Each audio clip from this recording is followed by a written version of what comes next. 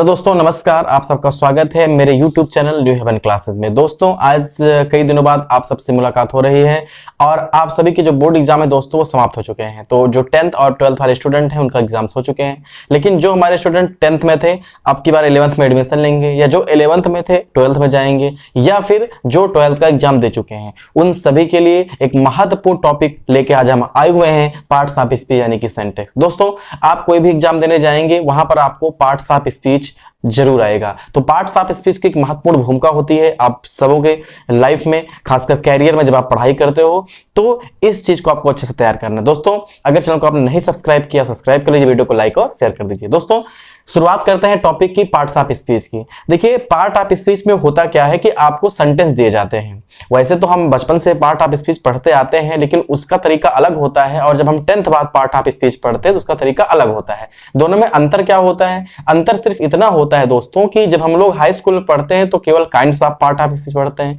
लेकिन जब हम 11th में जाते हैं, हम कंपटीशन एग्जाम में जाते हैं, तो वहां पर हमें एक गलत सेंटेंस दिया होता है और उस गलत सेंटेंस को सही करना होता है, जो कि मेन सेंटेंस होता है। तो यहां पर आज से हम लोग स्टार्ट करेंगे इस पूरे क्लास को, और जितनी पार्ट्स ऑफ स्पीच होती हैं पूरी आपको पढ़ाई जाएंगी, अगर आपका साथ बना रहेगा तो दोस्तों, क्योंकि आपका साथ बहुत जरूरी है। देखिए, यहां पर सबसे पहले हम बात करेंगे नाउन की। अक्सर आर्टिकल से शुरुआत की जाती है, लेकिन इस बार हम नाउन से शुरुआत करेंगे। दोस्तों, आप सबों ने नाउन तो बहुत बार पढ़ा होगा, नाउन की अपनी परिभाषा भी जानते होंगे। तो नाउन को हिंदी में दोस्तों बोलते हैं संज्ञा। देखिए, संज्ञा को अगर हम साधारण भाषा में समझें तो जिन चीजों को हम देखते हैं, जो चीजें हमारे आसपास दिखाई पड़ती हैं, वो जनरली नाउन होती हैं। ठीक, जैसे आप मान लीजिए जहां पर बैठे हुए, देख लीजिए आपके सामने यहाँ पर कैमरा रखा हुआ है, यहाँ पर मोबाइल फोन रखा हुआ है, मैंने कैप लगाई हुई है, तो ये सभी चीजें किस में आएंगी? ये सभी चीजें आएंगी आपके संज्ञा यानी कि नाउन में। अब डिफिनेशन क्या होती है? अलग अलग डिफिनेशन आपको मिलेंगी। यहां पर डिफिनेशन मैंने लिख रखी है कि a noun is a word used as the name of a person, place और थिंग। तो सबसे महत्वपूर्ण है कि जिससे किसी व्यक्ति का, स्थान का या वस्तु का बोध हो, वही संज्ञा कहलाती है। और हमने आपसे कहा कि संज्ञा को जानने का सबसे अच्छा तरीका है कि आपके आसपास जो भी चीजें आपको दिखाई पड़ती हैं वो सब संज्ञा होती हैं, नाउन होती हैं। ठीक, अब देखिए काइंड्स ऑफ नाउन की हम बात करेंगे कि नाउन के प्रकार कितने होते हैं। तो नाउन दोस्तों 5 प्रकार के होते हैं। एक होता है प्रॉपर नाउन। अब प्रॉपर नाउन मींस होता है व्यक्तिवाचक संज्ञा। अब इसमें व्यक्तियों का बोध होता है, वस्तुओं का बोध होता है, या स्थान का बोध होता है स्पेशली, तो इसको बोलते हैं प्रॉपर नाउन यानी कि व्यक्तिवाचक संज्ञा। जैसे इसमें किसी व्यक्ति का नाम आ गया, किसी स्थान का नाम आ गया, या फिर किसी वस्तु का नाम आ गया, तो उसे बोलेंगे प्रॉपर नाउन। दूसरे नंबर पर आता है दोस्तों common noun. Common noun means होता है जातिवाचक संज्ञा। ठीक, उसके बाद एक जैसे कॉमन नाउन में जैसे हमने कह दिया बॉय। अब देखिए, बॉय कह दिया तो बॉय मींस लड़का। अब लड़के अगर हमने बोल दिया तो जितने लड़के उसमें सब आ गए, तो एक जात हो गई लड़कों की। हमने बोला राम, अब हमने बोला राम, तो राम एक लड़के का नाम है, ये प्रॉपर नाउन में आएगा। लेकिन हमने बोला बॉय, अब बॉय क्या हो गया? ये आपका हो गया कॉमन नाउन। उसी प्रकार जैसे मैं आपको बता दूं कि जैसे मैंने बोल दिया विराट कोहली, तो विराट कोहली एक नाम है दोस्तों खिलाड़ी का, तो वो क्या हो गया? प्रॉपर नाउन हो गया। हमने बोल दिया प्लेयर, तो प्लेयर हमने बोला तो क्या उसमें विराट कोहली आएंगे? नहीं, उसमें जितने खिलाड़ी आपके हैं वो सब आ जाएंगे, तो उसको बोलेंगे जात, खिलाड़ियों की एक जात हो गई। और कलेक्टिव नाउन की बात की जाए तो कलेक्टिव नाउन मींस होता है समूहवाचक संज्ञा, जिसमें पूरे समूह की बात की जाती है। जैसे हमने कह दिया टीम। अब टीम क्या है? टीम हो गई पूरी कलेक्टिव नाउन, उसमें प्लेयर होते हैं, ये सब जातिवाचक यानी कि प्लेयर मतलब एक जाति है, प्लेयर की जात, उसमें कई सारे खिलाड़ी अलग अलग तरीके से आते हैं। हमने बोला विराट कोहली, रोहित शर्मा, तो ये सब क्या हो गए? ये सब हो गए आपके प्रॉपर नाउन में।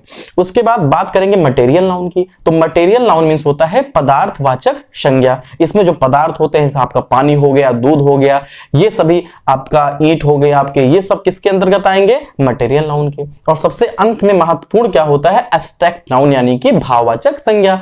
जिन संज्ञाओं को ना तो हम देख सकते हैं, ना तो हम छू सकते हैं, केवल हम महसूस कर सकते हैं दोस्तों, उनको कहते हैं भाववाचक संज्ञा। जैसे हो गया आपका ऑनेस्टी, ईमानदारी। जैसे यहाँ पर लिखा हुआ ऑनेस्टी मींस ईमानदारी। देखो दोस्तों, ईमानदारी को हम केवल महसूस कर सकते हैं कि वो बहुत ईमानदार व्यक्ति है। हमने कह दिया लव, प्रेम। प्रेम भी केवल महसूस किया जा सकता है, किसी ने प्रेम को देखा तो है नहीं।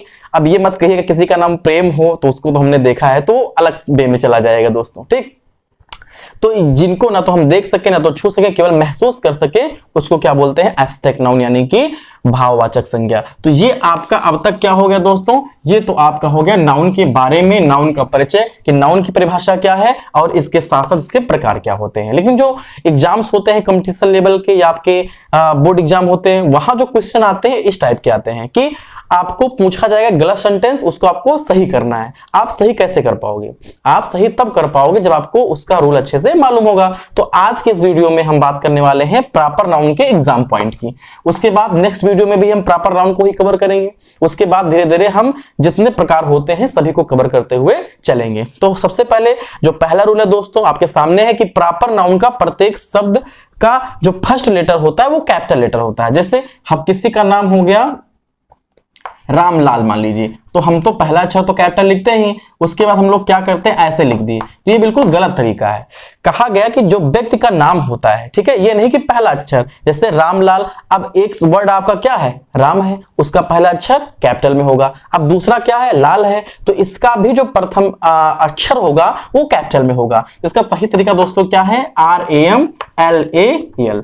और जैसे लाल बहादुर शास्त्री कहा जाए तो लाल ये भी कैपिटल, बहादुर का B कैपिटल और शास्त्री का L कैपिटल। सुभाष चंद्र बोस तो सुभाष का S कैपिटल, चंद्र का C कैपिटल और बोस का B कैपिटल। कहने का मतलब यह है कि जैसे महात्मा गांधी तो महात्मा का M भी कैपिटल और गांधी का G भी कैपिटल। ये नहीं है कि आप नाम का पहला अक्षर तो कैपिटल कर देते हैं और दूसरे को स्मॉल कर देते हैं। तो कहने का मतलब यह है कि प्रॉपर नाउन का जो प्रत्येक शब्द का प्रथम लेटर होगा दोस्तों वो कैपिटल होगा। तो एग्जाम में आता कैसे? एग्जाम में आ गया कि Ramlal is a good person, यहां पर उसने इस्तेमाल कर दिया, तो आपको क्या करना होगा? उस इस्तेमाल को कैपिटल में चेंज कर देना होगा। तो ये आपका पहला और महत्वपूर्ण नियम है। एग्जाम पॉइंट की बात करें जो दूसरा रूल होता है दोस्तों कि प्रॉपर नाउन के साथ सामान्यतः ए और एन का प्रयोग नहीं करते हैं। जैसे अब कहीं लिखा है राम, कहीं लिखा है श्याम, तो अब भाई इसके पहले ए एन तो लगता नहीं है। कहने का मतलब किसी भी व्यक्ति के नाम के सामने हम लोग ए और एन का प्रयोग नहीं करते हैं जनरली।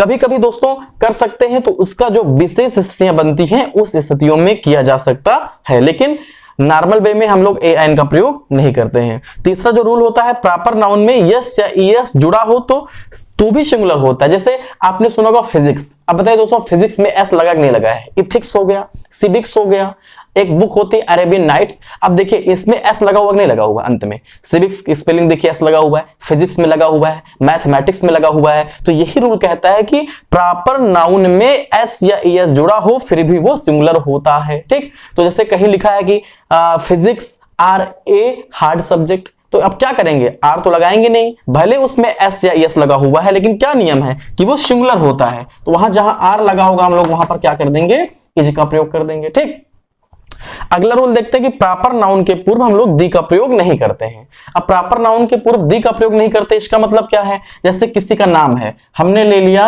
महात्मा गांधी, तो भैया दी महात्मा गांधी तो होगा नहीं, बिल्कुल नहीं होगा। हमने कह दिया दीपिका, तो द दीपिका तो होगा नहीं। लेकिन एक कंडीशन ऐसी होती है जहां पर हम प्रॉपर नाउन के पहले दी का प्रयोग करते हैं। तो सबसे पहले तो मैं ये आपको लिख दे रहा हूं, जैसे मैंने लिख दिया राम, ठीक है, या हमने लिख दिया मोहन, हमने लिख दिया मोहन। अब दोस्तों दी मोहन तो नहीं होगा, ठीक है, ये बिल्कुल गलत है, द मोहन बिल्कुल गलत है। ये केवल क्या होना चाहिए? केवल ओनली मोहन होना चाहिए। या फिर हमने लिख दिया सीता, तो क्या होना चाहिए? केवल सीता, द सीता नहीं होना चाहिए। लेकिन हमने लिख दिया किसी का नाम लिख दिया, तो लेकिन अगर सबसे इंपॉर्टेंट बात क्या है कि अगर किसी व्यक्ति के नाम के पहले, ध्यान सुनिएगा, किसी व्यक्ति के नाम के पहले एडजेक्टिव आ जाए, विशेषण आ जाए, तो हम दी का प्रयोग कर सकते हैं और हमें करना ही है। जैसे दीपिका आ गया तो द दीपिका नहीं होगा, लेकिन अगर ब्यूटीफुल लग गया उसके आगे एडजेक्टिव लग गया तो हम लोग लिखेंगे द ब्यूटीफुल दीपिका। उसी प्रकार अगर महात्मा गांधी लिखा हुआ है तो द महात्मा गांधी हम कभी नहीं करेंगे, बिल्कुल नहीं करेंगे, बिल्कुल गलत आपका जवाब होगा अगर आपने द महात्मा गांधी कर दिया, क्योंकि प्रॉपर नाउन के पहले या आपके नाम के पहले, हमारे नाम के पहले हम लोग द का प्रयोग नहीं करेंगे। लेकिन अगर वहीं पर हमने को लिखना हो कि ग्रेट महात्मा गांधी, अब हमको 101% द का प्रयोग करना है, क्योंकि अब नाम के पहले एडजेक्टिव आ गया तो क्या करेंगे? द महात्मा गांधी। तो दोस्तों ये था एग्जाम पॉइंट के कुछ रूल। अगर आपको वीडियो पसंद आई हो तो वीडियो को लाइक कर दीजिए, चैनल को सब्सक्राइब कर दीजिए, क्योंकि ऐसे वीडियोस की आपको आवश्यकता है दोस्तों। ये बेस है, आप अगर कंपटीशन की तैयारी भी करने जाओगे, अगर आपके बेसिक नहीं कवर रहेंगे तो आपको आगे बहुत प्रॉब्लम होगी। तो अगर आपको वीडियो पसंद आता है तो जरूर कमेंट करके बताइए। अगर आप चाहते हो कि पूरा सिंटेक्स आपको पढ़ाया जाए ऐसे ही, तो रिप्लाई जरूर दीजिएगा। फिर मिलेंगे दोस्तों एक और वीडियो में। टॉपिक आपका यही रहेगा कि प्रॉपर नाउन के आपके जो एग्जाम पॉइंट के और भी आपके रूल्स है उनके साथ। तब तक के लिए नमस्कार दोस्तों।